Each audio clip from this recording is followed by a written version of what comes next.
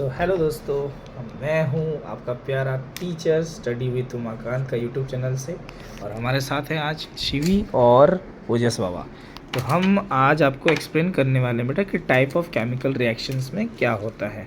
ठीक है, तो जैसे हम पहले से पढ़ चुके हैं, आपको पता है ना आपका टाइप ऑफ केमिकल रिएक्शंस कितने टाइप्स के होते हैं। जैसे देखिए, combination reaction, decomposition reaction, decombination reaction भी कह सकते हैं इसको, है ना। और उसके बाद डिस्प्लेसमेंट रिएक्शन, ये सारा आपका रिएक्शंस होता है। गाइस ये क्लास 7 का बुक है, ठीक है, तो उन्हीं के हिसाब से हम बता रहे हैं। सो देखिए, जैसे यहाँ पे एक कॉम्बिनेशन रिएक्शन किसको कहते हैं कि जब एक chemical reaction in which two और मोर सब्सटेंसेस, ध्यान से देखिएगा, जहाँ पे आपका दो और मोर सब्सटेंसेस, टू और मोर सब्सटेंसेस मतलब दो या फिर दो से ज़्यादा सब्सटेंसेस मिल के एक लौता प्रोडक्ट बनाते हैं, समझ रहे हो, एक लौता प्रोडक्ट बनाते हैं, उसको हम कॉम्बिनेशन रिएक्शंस कहेंगे। फॉर एग्जांपल, जैसे आपका यहाँ पे क्विक लाइम है, क्विक लाइम बोले तो चूना का पत्थर, जैसे कहते हैं ना क्विक लाइम, उसको वाटर के साथ अगर हम रिएक्शन करते हैं तो क्या बन रहा है, CaOH, जिसको हम कहते हैं स्लेक्ट लाइम, है ना। आपका चूना का पानी देखा होगा ना, तो बेटा इसका प्रॉपर्टी अलग है, इसका प्रॉपर्टी अलग है, और ये दोनों को मिला के ये जो बनता है वो क्या बनता है रे, क्या बनता है, चूना का पानी बनता है। क्या बनता है, चूना का पानी। सो यहाँ पे डिकम्पोजिशन रिएक्शन जो है इसका क्या है, इसका ओपोजिट है, समझ रहे हो बेटा।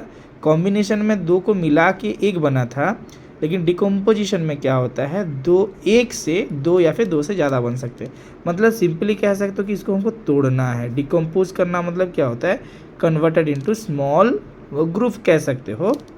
तो ये डिफिनेशन क्या कहता है कि a reaction in which substance break down into two और मोर सब्सटेंसेस, सब्सटेंस क्या होता है बेटा, दो या फिर दो से ज़्यादा सब्सटेंस में कन्वर्ट होता है, हम उसको कहते हैं डिकम्पोजिशन रिएक्शन। ठीक है, सो जैसे देख सकते हैं यहाँ पे आपका फेरस सल्फेट है, क्या है, फेरस सल्फेट है।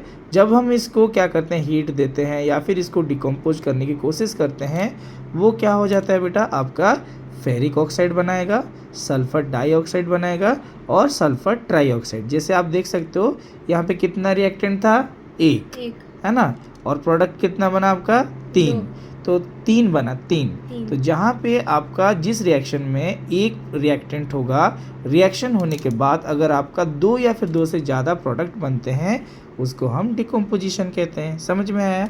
जैसे आप यहाँ देख सकते हो सिल्वर क्लोराइड है, सिल्वर क्लोराइड को जब सनलाइट में लाया गया, हीट दिया गया, तो ये क्या हो गया बेटा, सिल्वर और क्लोरीन गैस करके अलग अलग कन्वर्ट करके बना दिए।